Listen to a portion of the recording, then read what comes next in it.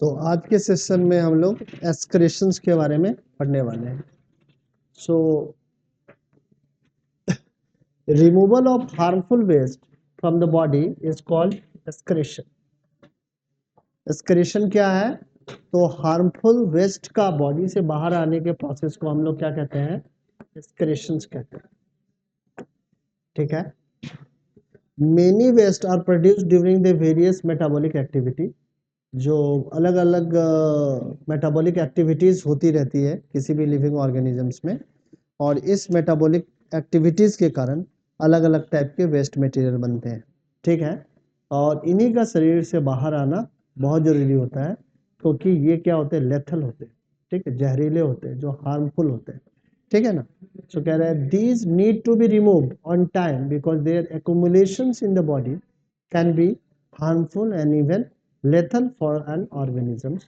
सो जो भी waste material किसी भी ऑर्गेनिजम्स के बॉडी में बन रहा है, उसका टाइम टू टाइम क्या होना चाहिए? बाहर आ जाना चाहिए, एक्सक्रीट आउट हो जाना चाहिए। तो पहले हम लोग सबसे पहले ह्यूमन एक्सक्रीटरी सिस्टम्स के बारे में समझने वाले हैं। सो अगर ह्यूमन एक्सक्रीटरी सिस्टम्स को देखोगे तो ह्यूमन एक्सक्रीटरी सिस्टम्स में पेयर ऑफ किडनी होते हैं। पेयर ऑफ किडनी के बाद ये पेयर ऑफ यूरेटर होता है। ठीक है। यूरेटर के बाद ये यूरिनरी ब्लैडर है, और इधर हमारा पतली सी ट्यूब होती है जिसको हम लोग यूरेथ्रा कहते हैं। ठीक है। तो पूरा ये हमारा एक्सक्रीटरी सिस्टम है। ये एक्सक्रीटरी सिस्टम्स क्या करता है? तो ब्लड से नाइट्रोजीनियस वेस्ट को एक्सक्रीट आउट करता है, ब्लड को प्योरीफाई करता है, इसके अंदर से नाइट्रोजीनियस वेस्ट को छान के अलग करता है। ठीक है। तो पूरे मैकेनिज्म को समझेंगे, किस तरीके से छानता है, कैसे ये वर्क करता है। ठीक है। तो आगे बढ़ते हैं। सबसे पहले हम लोग समझते हैं किडनी के बारे में, क्योंकि किडनी एक्सक्रीटरी सिस्टम का सबसे इंपॉर्टेंट ऑर्गन है। ठीक है। सो kidney is a bean shaped organ. कैसा शेप है? तो बीन की शेप का है। ठीक है ना। which lie which lies near the vertebral column in the abdominal cavity। हमारे एबिडोमिनल कैविटी के लोअर पार्ट में होता है, और देखेंगे तो कहेंगे बैक साइड में। इधर हमारा वर्टिब्रल कॉलम है, तो वर्टिब्रल कॉलम के ही पास में इधर बैक में हमारा पेयर ऑफ किडनी होता है। सो kidney is composed of many filtering unit. Kidney के अंदर में बहुत सारे फिल्टरिंग यूनिट होते हैं जिनको हम लोग नेफ्रॉन्स कहते हैं। ठीक है। So nephron is called the functional unit of kidney. ये किडनी का क्या है? फंक्शनल यूनिट है। ठीक है, समझ में आया? अब हम लोग नेफ्रॉन के बारे में समझना स्टार्ट करते हैं। तो पूरा एक नेफ्रॉन का स्ट्रक्चर ऐसा होता है, और मिलियंस में नेफ्रॉन होते हैं हमारे पेयर ऑफ किडनी में। ठीक है, एक दो नहीं, मिलियंस में। समझ रहे हो ना कितनी बड़ी क्वांटिटी? मिलियंस में। हाँ भाई, इतना सारी। अभी तक क्या बोल रहे थे? अभी तक क्या बताया कि हमारे एब्डोमिनल कैविटी के लोअर पार्ट में ये जो रीढ़ की हड्डी होती है उसके तरफ ये पेयर ऑफ किडनी होता है। ठीक है ना।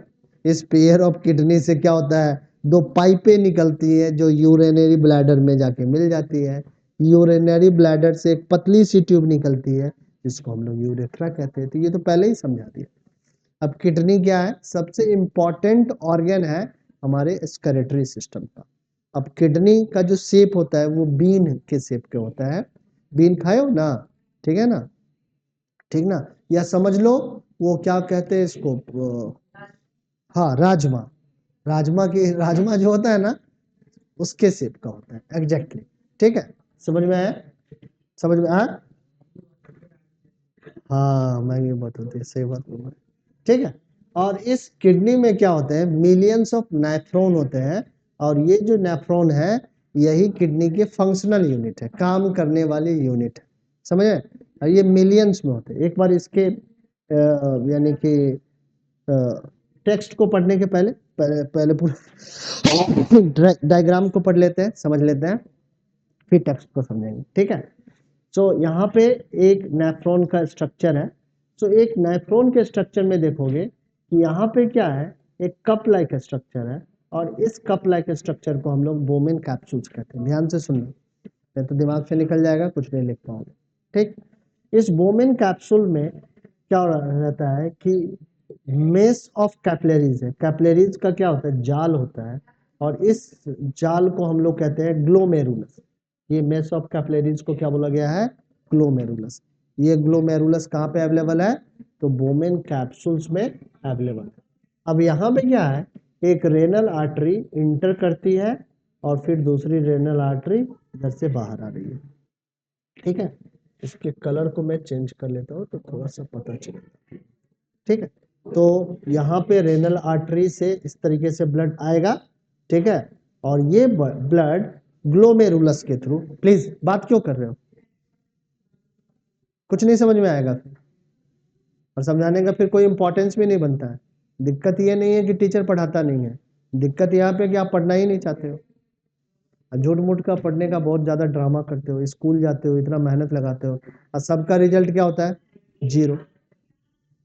क्या हो रहा है, बच्चा तो फेल और पास के बीच में लड़ रहा है, जबकि उसको अच्छे मार्क्स के लिए लड़ाई करनी चाहिए, तो बच्चा इस डर में है कि फेल ना कर जाओ।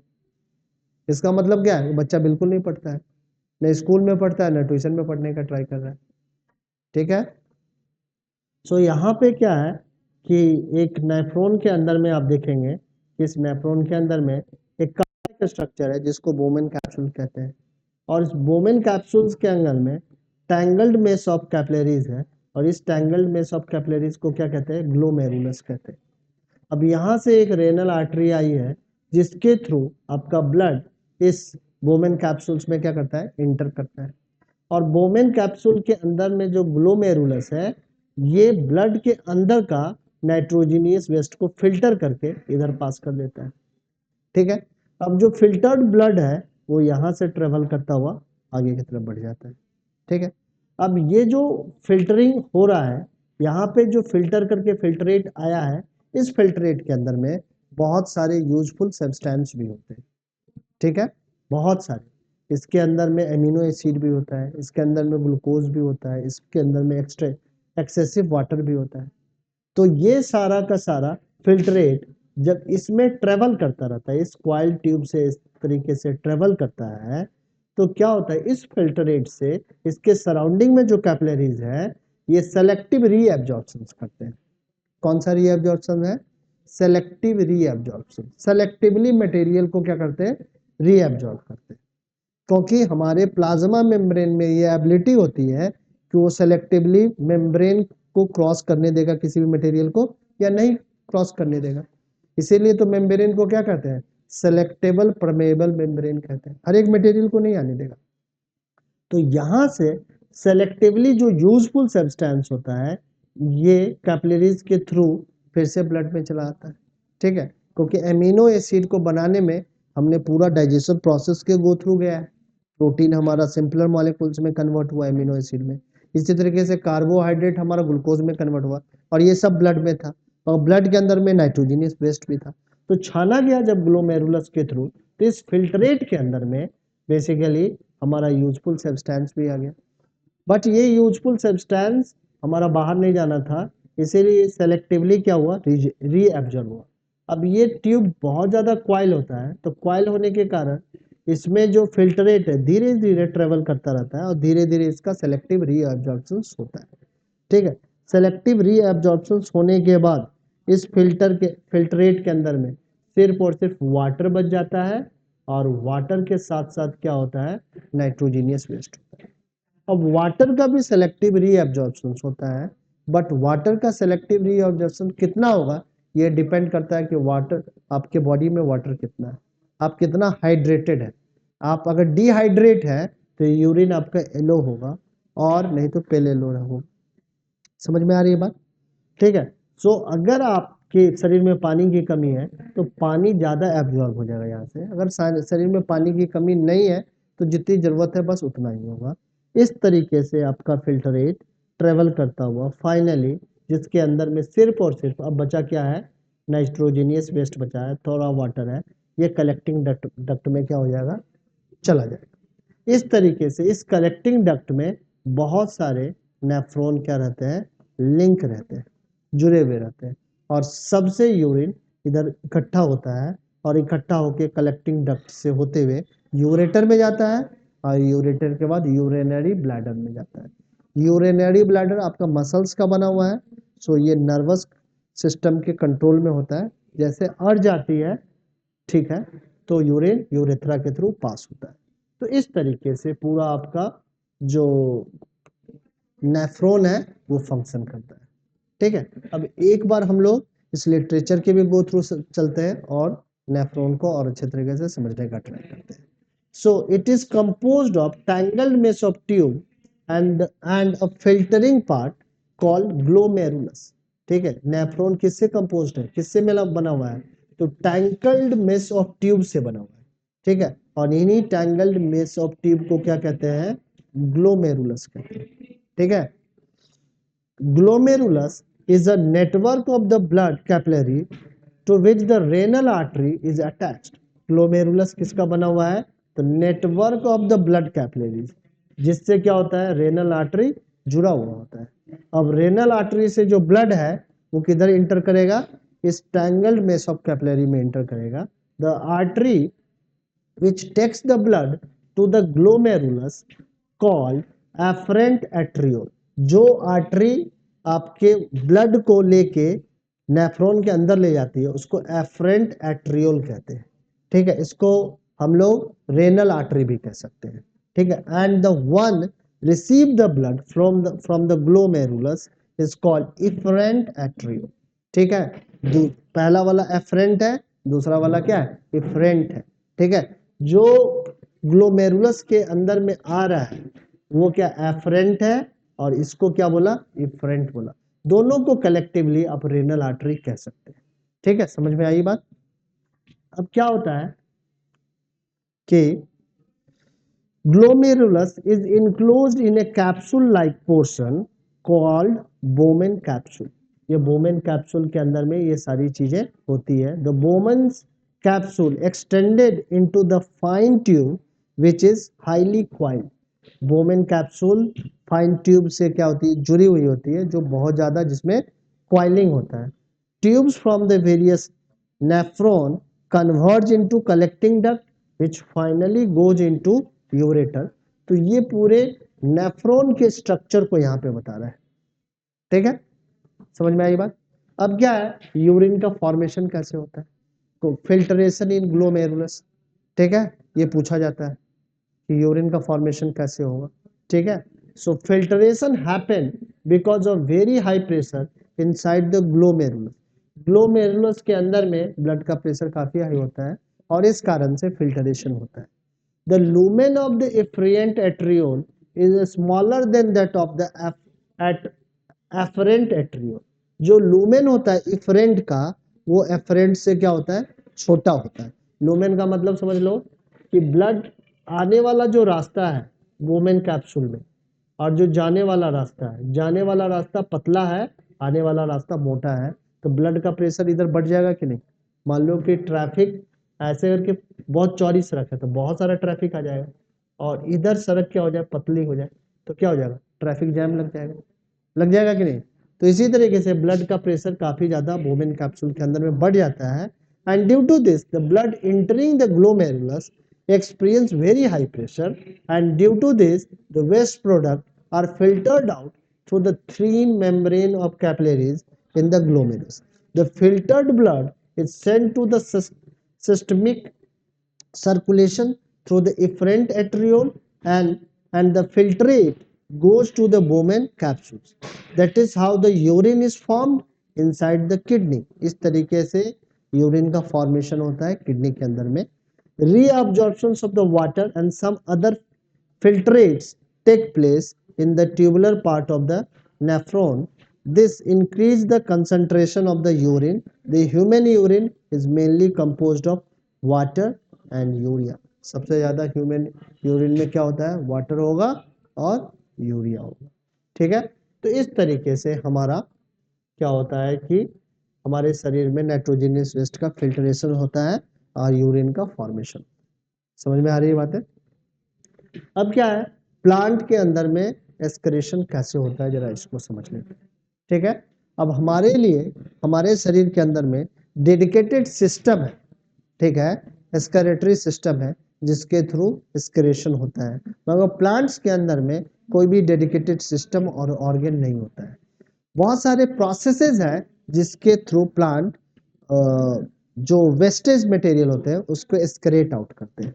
उन प्रोसेसेस के बारे में यहाँ पे हम लोग पढ़ने वाले हैं। So plants have no special organ for removal of waste.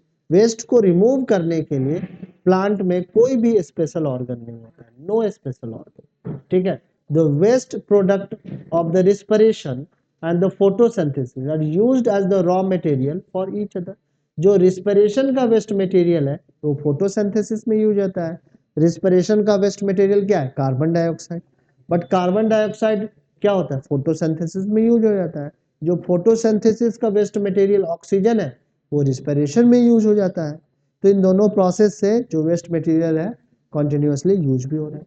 ठीक है, oxygen gas produced as the byproduct of the photosynthesis is used up during the respiration, and carbon dioxide produced during the respiration is used up during the photosynthesis. यहाँ तक चीजें समझ में आ गई। अब excretion is carried out in the plants in the following ways। और भी दूसरे रास्ते हैं जिसके थ्रू एक्सक्रीशन होता है। पहला रास्ता क्या है? The gaseous waste oxygen, carbon dioxide and water vapour are remove through the stomata. Stomata के थ्रू जो भी गैसियस वेस्ट है, ठीक है, जो भी हमारा वाटर वेपर है, ऑक्सीजन है, कार्बन डाइऑक्साइड है, वो क्या होता है? निकल जाता है। Some waste product collected in the leaves and bark of the tree, and when the leaves and bark are shed, the wastes are eliminated। कुछ वेस्ट मटेरियल पत्तियों में और बार्क ऑफ ट्री में क्या होते हैं? स्टोर होते हैं। जब पत्तियां झड़ती है और जब बार्क यानी कि जो उनका छाल होता है, यानी कि तने के बाहर में जो डेड पार्ट होता है, जब वो सेड ऑफ होते हैं तो उसके साथ साथ वेस्ट मटेरियल भी एलिमिनेट हो जाता है। Some waste products are rendered. कुछ वेस्ट प्रोडक्ट क्या आते हैं? जो हार्मलेस रहते हैं, then stored in the plant body, solid bodies. कुछ वेस्ट प्रोडक्ट जो अंदर में बन रहे हैं, ठीक है, वो जो कि हार्मफुल नहीं है, वो इकट्ठे हो जाते हैं प्लांट के ही अंदर में, प्लांट के सेल के वैक्यूल्स में। ठीक है, resin, gum, rubber, essential oils are some such waste. इस तरीके के वेस्ट के कैटेगरी में क्या आ जाता है? रीजिन आ जाता है, गम आ जाता है, रबर आ जाता है। ठीक है, तो इस तरीके से प्लांट एक्सक्रीशन करता है। समझ में आई बात? ठीक है, तो इस तरीके से पूरा का पूरा लाइफ प्रोसेसेस हमारा एंड हो चुका है। ठीक है, तो 3 दिनों के क्लास में हम लोगों ने पूरा का पूरा लाइफ प्रोसेसेस पढ़ा, और इस लाइफ प्रोसेसेस में हम लोगों ने सबसे पहले न्यूट्रिशंस को पढ़ा, इसके बाद रिस्पिरेशंस को समझने का ट्राई किया, फिर ट्रांसपोर्टेशन को समझा है, और लास्ट में सबसे हमने एक्सक्रीशन को समझा है। तो इस तरीके से हमारा लाइफ प्रोसेस पूरे तरीके से कंप्लीट हो गया है।